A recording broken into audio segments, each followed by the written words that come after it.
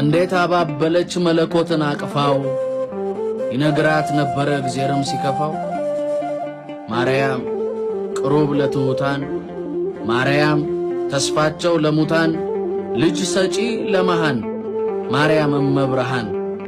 መጽሐፉማ ይላል እንቅልፍ የለው ከቶ እግዚአብሔር ግን ተገኘ ድንግል ስር ተኝቶ።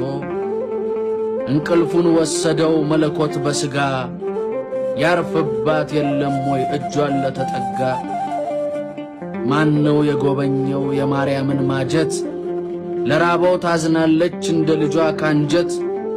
እንዴት አቦካችው የላት ዱቄት መና ውሃ ቀድታ ነበር ወይ ወርዶ ደመና።